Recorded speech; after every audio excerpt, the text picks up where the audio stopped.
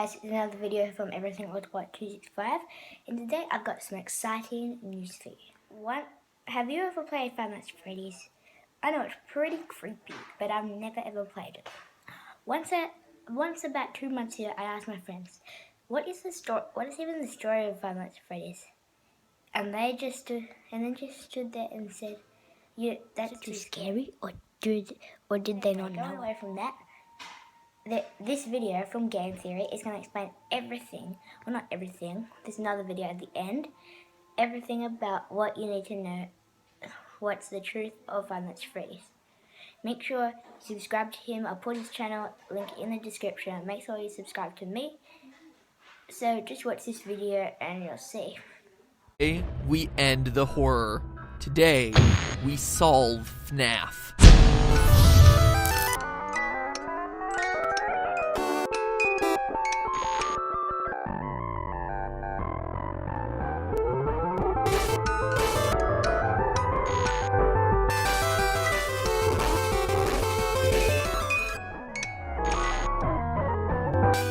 Hello, Internet! Welcome to Game Theory, where, after months of intensive therapy, I'm back to finally put the original FNAF tetralogy to rest. It's done. No more Halloween updates, no more FNAF 5 rumors, and no more fan. Suck on that, you multi-bladed propeller of air.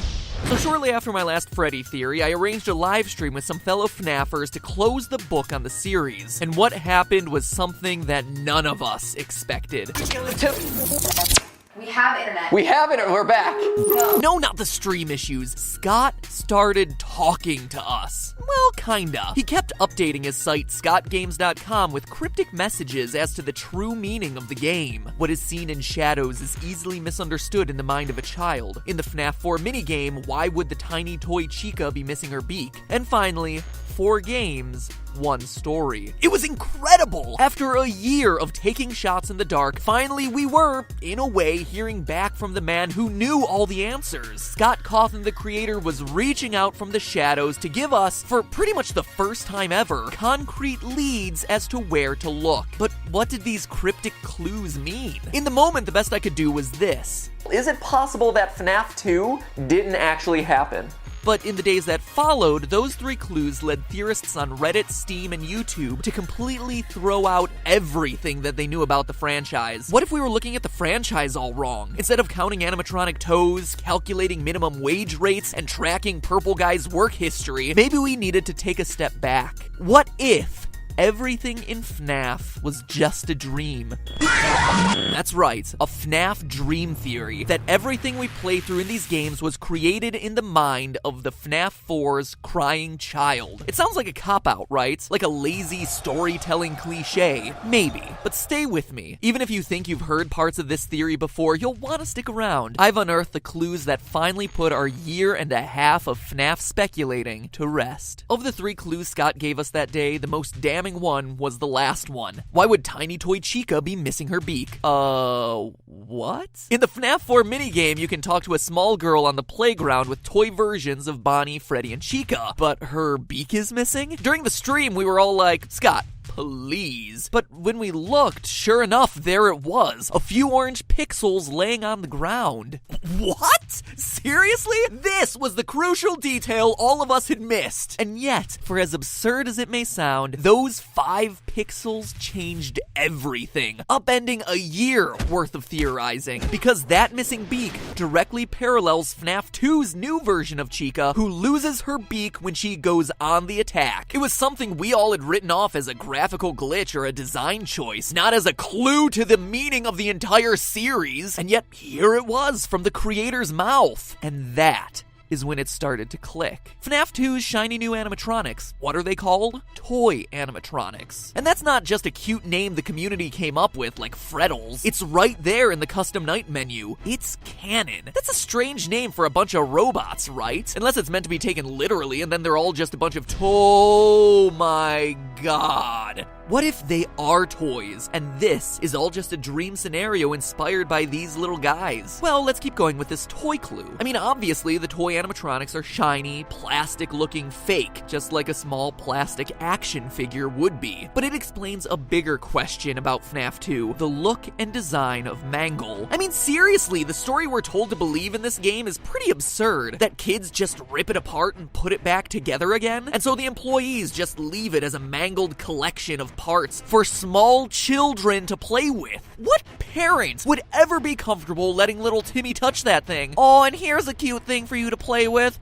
Oh my gosh! Who could have seen that coming? But if we assume FNAF 2 is in the mind of a child who has seen all these toys, Mangle makes a whole lot more sense. He's just a dismantled toy. Think about Sid from Toy Story, who fuses various toys together to create hideous abominations. This explains Mangle's 2 heads. I don't care how much you redesign Foxy, no one planned him to have 2 heads. In fact, note that Mangle appears in a girl's room. An insignificant detail? I don't think so. The Chica Beak shows that this girl's toys fall apart, just like Mangle, the tear-apart, put-back-together toy. And toys explain FNAF 1 too. The crying child of FNAF 4 has 4 plushies in his room. The crew from FNAF 1. Plushies, as in soft, stuffed animals. What are the original 4 animatronics made out of? Soft materials.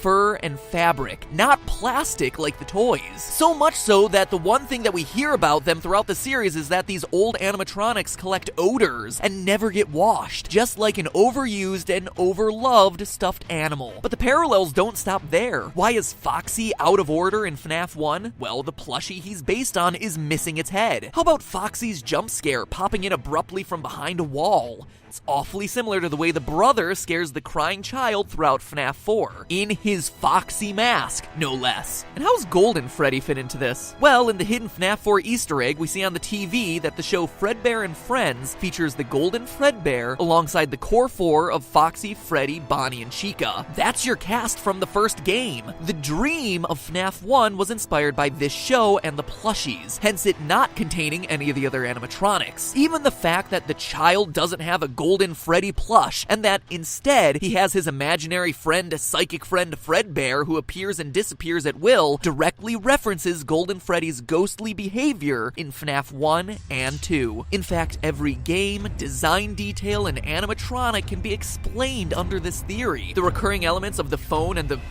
fan, right there from some of his favorite toys. The fact that no one in their right mind would work in a place like this?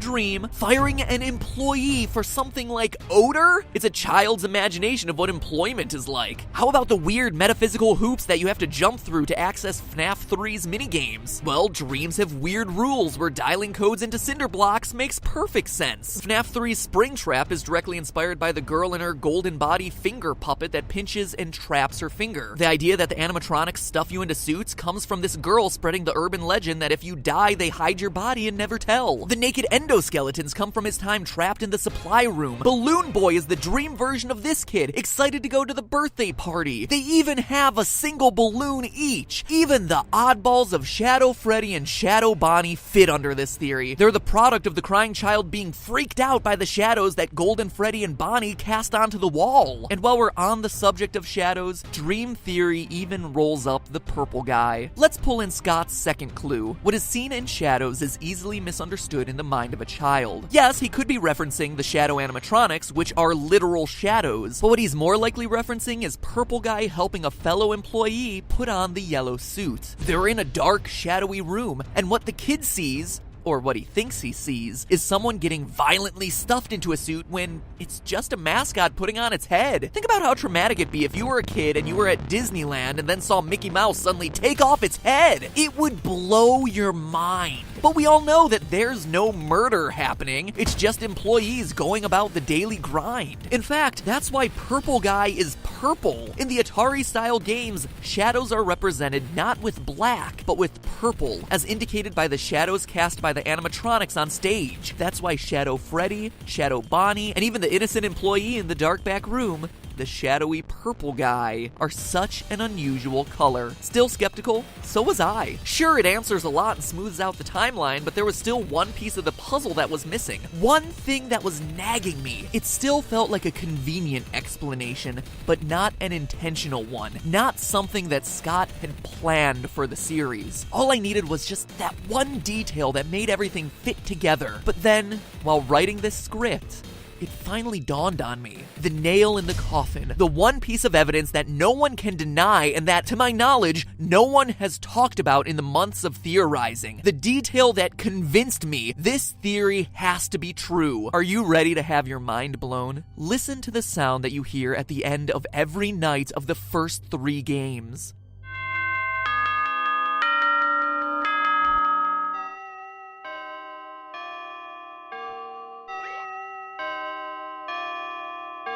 A grandfather clock, chiming the same song every time. Why would the end of my shift in an office be signaled by a grandfather clock chime? It wouldn't, unless I was asleep, dreaming in my house with a grandfather clock right outside my room, just like the layout of the crying child's house we see in the FNAF 4 minigames. 6 o'clock a.m., time to get up. But now let's look at FNAF 4. How does each night end there? A beeping alarm clock. Why? Because we're no longer in the crying child's house. We're in a hospital, trying to recover from being bitten. Hence the pills, IV, and flower Easter eggs. No hospital has a grandfather clock, but they're all equipped with a generic digital alarm clock. This, to me, was the missing link, the piece of evidence that took this theory from convenient explanation for a lot of the game's weirdness to definitive proof that this is what Scott intended. My heart is racing right now. I'm so excited about sharing this with you. It feels like finding the Rosetta Stone, the one detail that unlocks everything else in this huge mystery we've been trying to solve. But at the same time, it's bittersweet, right? Remember what I said at the beginning of the episode? It sounds like a cop-out, right? Like a lazy storytelling cliche. How many of you agreed with that? If you're honest with yourself, I bet a lot of you. You'll notice across my videos, I don't cover dream and coma theories very often for exactly that reason. They're too easy, too flexible. Because it's all a dream, weird stuff can be written off, logical errors overlooked simply because it's not actually real. In the theory world, they're OP.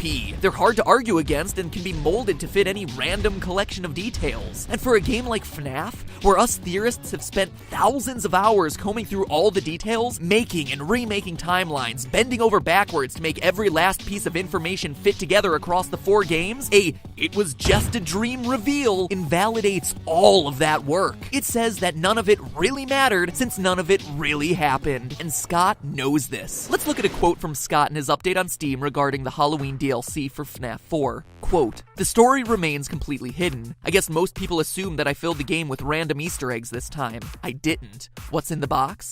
It's the pieces put together. But the bigger question is, would the community accept it that way? The fact that the pieces have remained elusive this time strikes me as incredible and special. A fitting conclusion in some ways, and because of that, I've decided that maybe some things are best left forgotten forever." End quote. To me, the key phrase here is, would the community accept it that way? He knows that it's all a dream explanation would fail to live up to our astronomical expectations. It's underwhelming. What about the puppet? What about the oddly specific detail of the paychecks? How about Scott confirming on Steam that my FNAF 2 theory was almost 100% correct? It's this "will the community accept it" quote that makes me think Scott intended the dream theory to be official, but also understands that ever revealing it would be a huge mistake. Hence him keeping it locked in the box. I mean, you can already see it in the comment threads discussing earlier versions of the dream theory. People enraged by the sheer mention of this thing. Heck, you'll probably see it in this comment section. But it doesn't have to be that way. Sure, the nights themselves may be a series of dreams, but the lore contained within those dreams doesn't have to be meaningless. In fact, it's not. Think about it. The urban legends the kids are sharing had to start somewhere.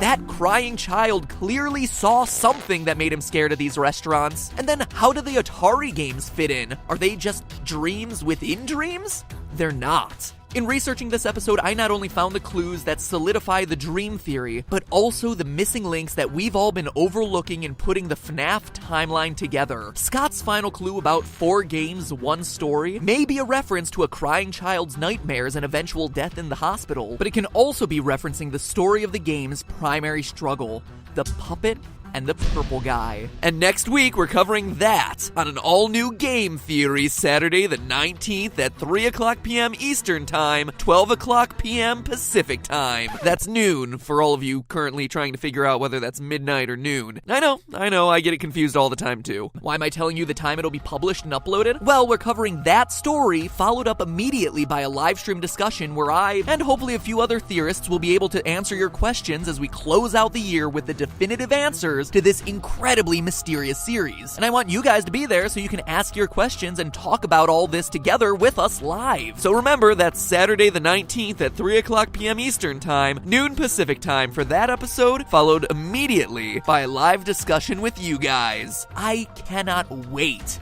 to share all of this with you guys. And in the meantime, remember, that's just a theory. A game theory. Sweet dreams.